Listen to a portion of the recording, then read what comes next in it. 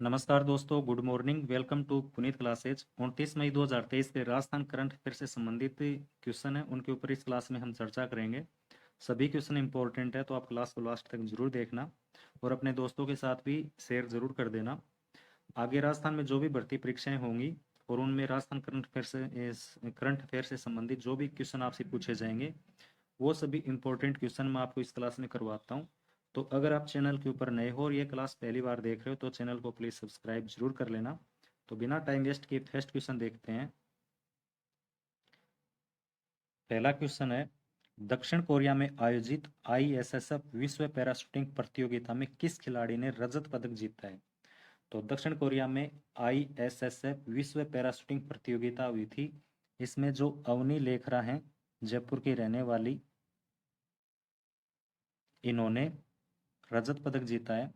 अवनी लेखरा से संबंधित और भी इंपॉर्टेंट बातें वो देखो। तो अवनी लेखरा, इनका जो गेम है वो पैरा निशानेबाज है और इनकी जो कैटेगरी वो SH1 है, ये इनकी कैटेगरी है।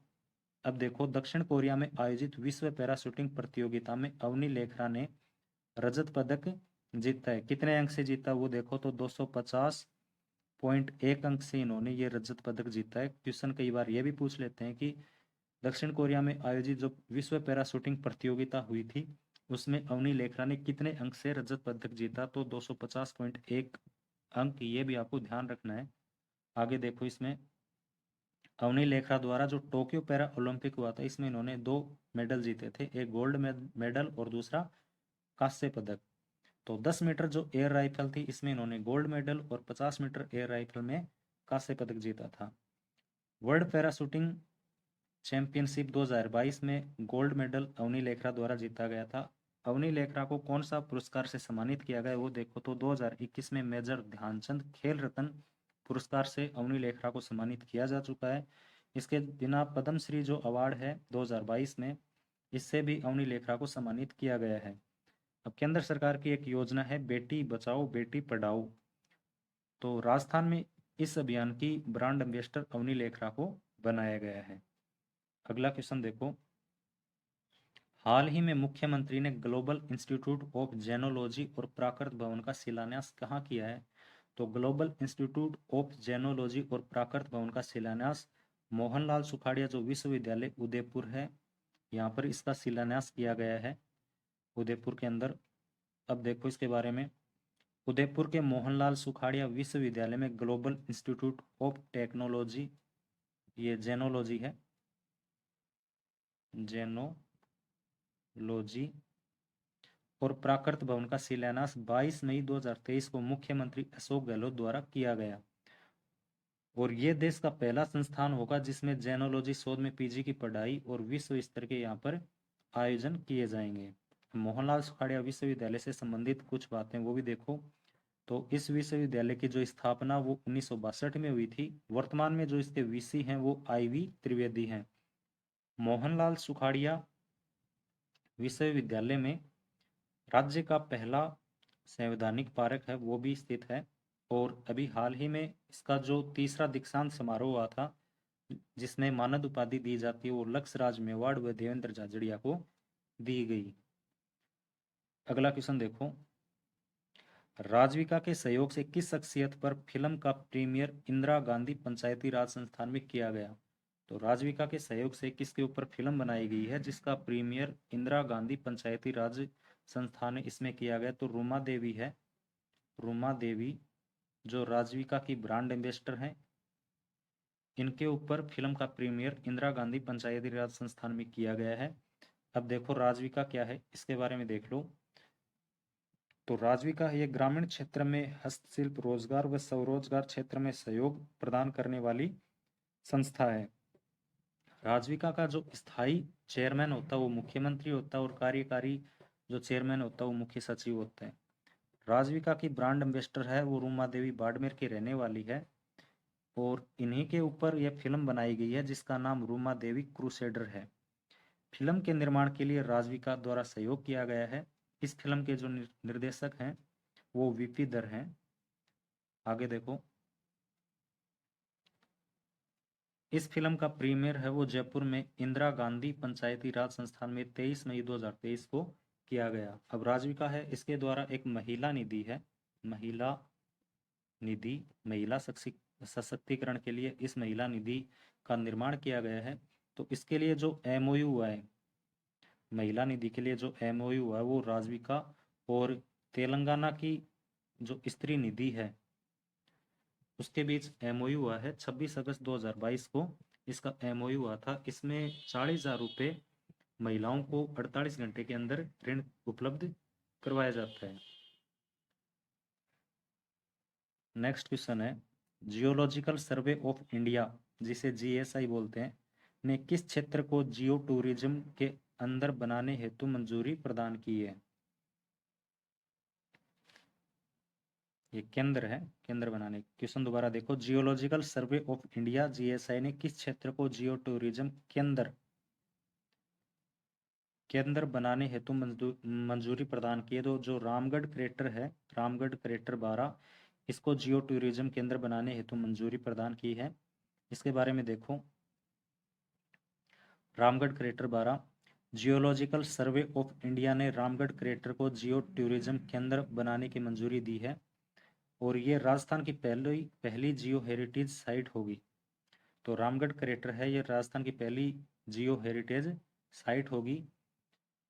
रामगढ़ क्रेटर है, इसके बारे में देखो, इसका निर्माण है वो 650 वर्ष पूर्व उल्का पिंड के टकराने से हुआ था और रामगढ़ क्रेटर है, इसकी खोज 1850 में डॉक्टर मलेट द्वारा की गई थी। 2020 में आधिकारिक रूप से यह देश का तीसरा व राज्य का प्रथम क्रेटर घोषित किया गया। एक कनाडा की जो अर्थ इम्पैक्ट डाटा सूची है, कनाडा की अर्थ इम्पैक्ट डाटा सूची में रामगढ़ क्रेटर विश्व का 200वां क्रेटर है। आगे देखो, अगला क्वेश्चन है, राज्य सरकार ने किस मिशन के तहत कृषि विषय पढ़ने वाली छात्राओं हेतु प्रोत्साहन राशि को बढ़ाकर 3 गुना तक किया है?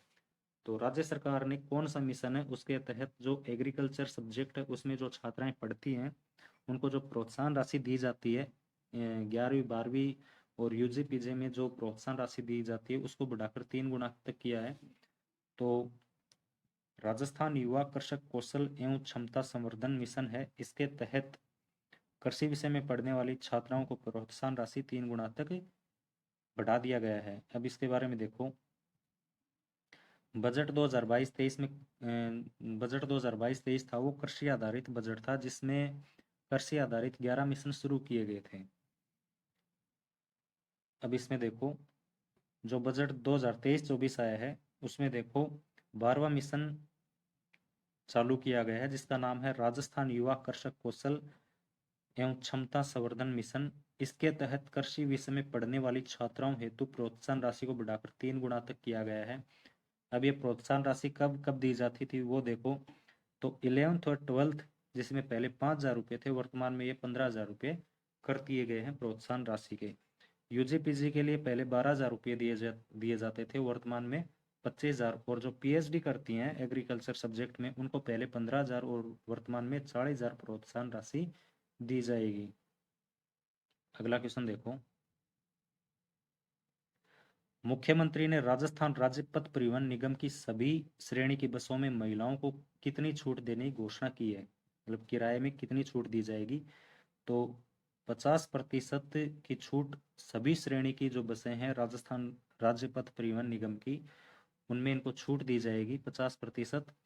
अब इसके बारे में थोड़ा डिटेल से देखो, बजट 2023-24 आया था, इसमें महिलाओं के किराए में राज्य सरकार द्वारा राजस्थान राज्य पथ परिवहन निगम की सभी श्रेणी की बसों में 50% छूट देने की घोषणा की गई है। अब राजस्थान में सड़क परिवहन से संबंधित जो बातें वो देखो, तो प्रथम जो सरकारी बस सेवा शुरू हुई थी वो 1952 में टोंक जिले से शुरू हुई थी।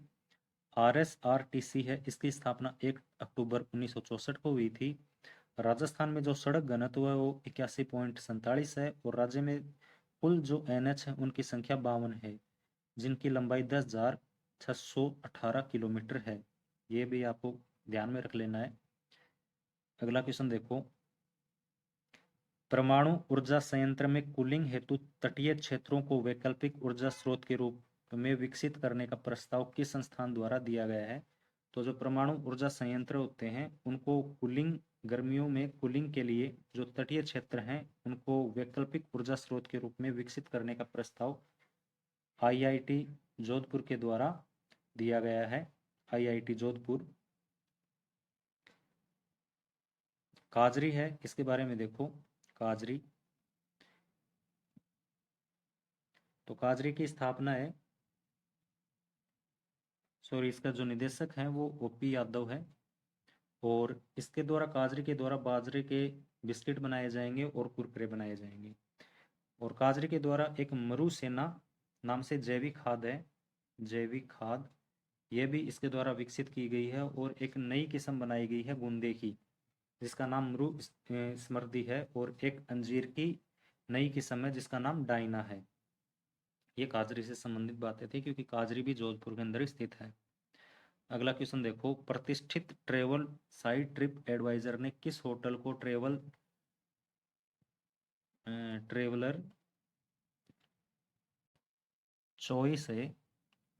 चॉइस अवार्ड 2023 से नवाजते हुए विश्व का नंबर 1 होटल घोषित किया है? क्वेश्चन एक बार दोबारा देखो।